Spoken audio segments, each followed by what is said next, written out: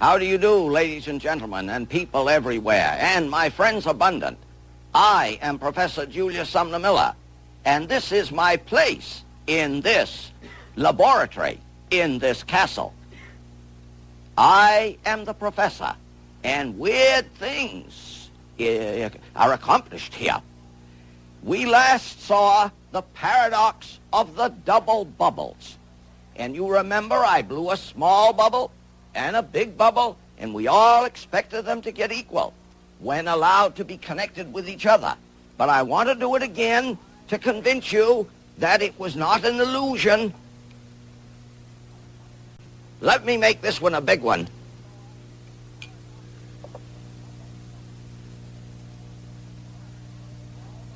And I have closed off the connection to the air, and let us watch. The small one is getting smaller, and the smaller it gets, the faster it gets smaller. And watch it now rapidly get smaller, faster now.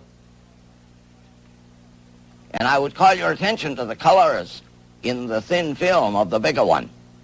There it's getting smaller. There it's getting smaller. Watch it now get smaller fast.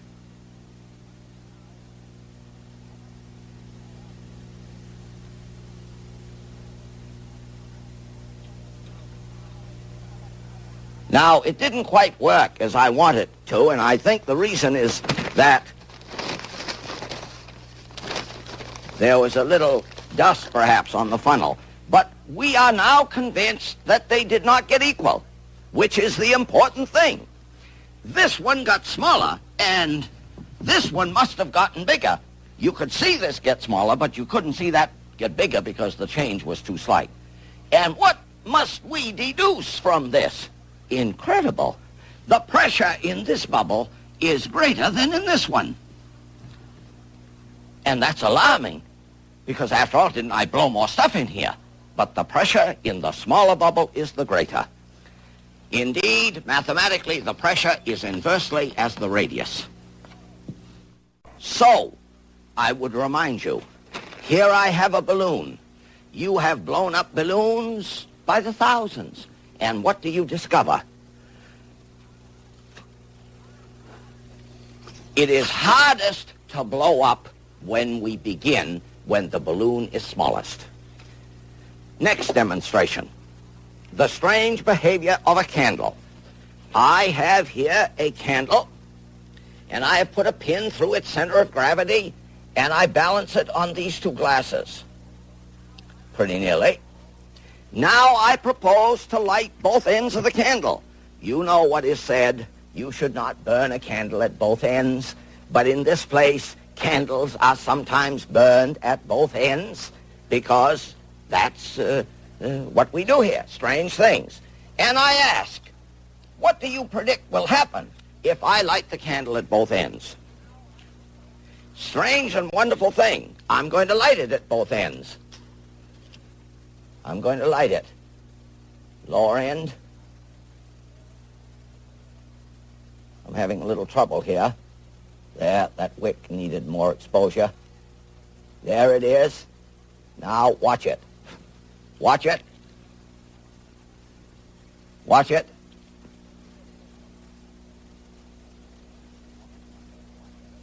Oh, yeah. Watch it. Oh, I'm a little in trouble with touching the glass. There it is. There it is. There it is. It is going to seesaw. There we are. There we are. It took a little time. Oh, I didn't... No, it shouldn't go over. But it did. Oh, I've discovered something new in this castle. Well, anyway, the candle oscillated like this. And the motion it executes is a very important kind called simple harmonic motion, about which we'll talk in a later program. And I thank you for watching. I don't know if Professor Sumner decided not to follow up on the simple harmonic candle, or whether his follow-up is a lost episode. Either way, I do not have a video with his description of the candle lit at both ends. So, I will provide a description myself. If you do not wish to watch my explanation, you can stop the video now. For those interested in understanding the mathematics, I will try to explain. The candle starts at rest, and according to Newton's first law, an external force would be required to start the candle's initial motion. The gravitational potential would need to be off balance between the two ends of the candle in order for gravity to be the external force which starts the candle's initial motion. If the candle is level and both wicks are lit at exactly the same time, each end will lose the same amount of mass at exactly the same rate, and the candle will not move, meaning gravity cannot be the initial external force that begins the candle's motion. For the gravitational potential to be off balance, one of two things would need to occur. 1. The candle would need to be off level when lit, or 2. The wicks would need to be lit at different times, one after the other. If the gravitational potential did not start off unbalanced and the candle was level when both wicks were lit at the same time, an external force through human intervention would be required to start the candle's motion. Either way, once the candle's motion begins, Newton's second law, when applied to angular motion, will now explain the candle's simple harmonic motion.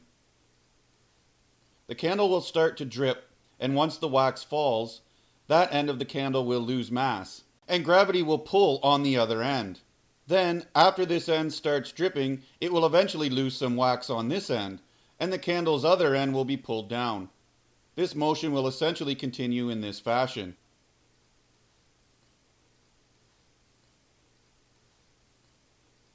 Also, what will occur is that the speed of the candle will increase, and the period will get smaller. Also, the length of the candle itself will decrease. The reason for the speed increase follows Newton's second law. Angular frequency is denoted by the letter omega. Its units are radians per second, and it equals 2 pi divided by t, which is the period in seconds. From this equation, we can see that the period is equal to 2 pi divided by the angular frequency. We also know that as the candle moves faster, its period becomes smaller. 2 pi is a constant, and the only way for the period to become smaller is if the frequency becomes larger. The frequency is equivalent to the velocity, and if the velocity increases, we know the candle is accelerating. Meaning, we will require the formula for angular acceleration. Angular acceleration, denoted by the letter alpha, is equal to the torque, denoted by the letter tau, divided by the moment of inertia, denoted by the letter I. The moment of inertia is equal to the body's mass times its angular radius squared. So we know that the angular acceleration equals the torque divided by m times r squared. When we look at the formula, we know that if the acceleration is increasing, then either the mass, the radius, or both are decreasing. A decrease in angular radius causing an increase in angular acceleration is witnessed best in figure skaters. They begin to spin with their arms stretched out, and they begin to spin faster as they decrease their radius by folding their arms towards their body. We know that the length of the candle does decrease, meaning the angular radius of the candle does get smaller, and this will contribute to an increase in acceleration within the candle. However, its rate of change in radius is small, and the biggest reason for its witnessed increase in acceleration is its loss in mass. Every time wax drips off the candle itself loses mass, and the more mass the candle loses, the greater the angular acceleration becomes. One interesting fact about the simple harmonic motion of a burning candle is that the loss in mass is directly proportional to the decrease in its radius squared, meaning that a change in acceleration is linear. And I thank you for watching.